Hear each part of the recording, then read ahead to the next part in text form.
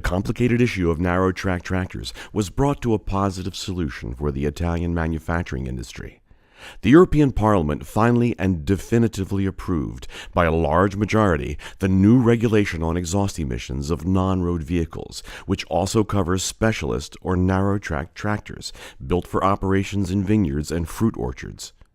The new norm, the result of complex negotiations involving the European Commission and Council, sets out emissions limits and a fairly tight timetable for applying them in many categories of non-road machinery, and includes an ad hoc regulation in line with the requests for specialist tractors put forward by Italian and European agricultural machinery manufacturers. Work on defining the regulation was led by MEP Elisabetta Gardini, a member of ENVI, the Committee on the Environment, Public Health and Food Safety, and the rapporteur in the European Parliament on the norm which involved the very real difficulties in applying post-treatment exhaust devices to these tractors without enlarging them and upsetting their specialized operational capabilities. The regulation now includes a timetable for narrow-track tractors, allowing them to comply with Phase 3B until 2021, before moving to the Phase 5 engine emissions required by the EU Machine Directive. Incentives for the purchase of agricultural machinery with financing allocated by the Ministry for Agricultural and Forestry Policy to be managed by INAIL, the National Institute for Accidents at Work Insurance, for setting the criteria and assigning the funds have finally become operative.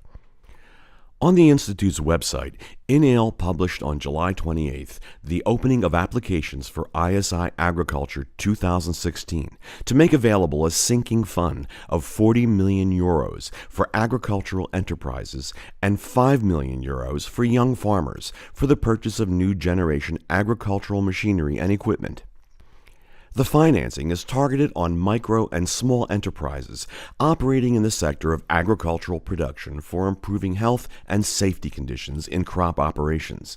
The funds will cover 40% of the value of the purchase and 50% of young farmers' purchases up to a maximum of 60,000 euros. An INAIL communique stipulated that to qualify for request, the applicant must produce a legal evaluation of the usefulness of the machine intended for purchase as regards efficiency, eco-compatibility, and safety. 2 steps will be involved in assigning the funds: pre-registration beginning November 10, 2016 and closing April 28, 2017, and a successive request, click day on a date not yet set. Increasing agricultural productivity is required for guaranteeing food security for the populations of the planet, but this is not the only challenge the primary sector will be forced to face in the coming years. The upward fluctuation of agricultural commodities can make primary food products inaccessible in the poorest countries and social strata, and a decline in prices can harm the income of farmers. This means a key objective is the stabilization of markets, a point made this morning by Massimo Goldoni, the president of FederUnacoma, the Italian Agricultural Machinery Manufacturers Federation, speaking at the Rimini meeting conference entitled Food Good for Everyone, where FederUnacoma was present with a stall. With the cooperation of the Minister of Agriculture, we had the news that from November we will have a very important, very huge amount of money in order of 45 million euro to achieve and to promote the safety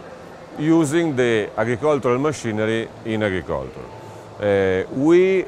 think that it's very important to promote, to have a goal to reach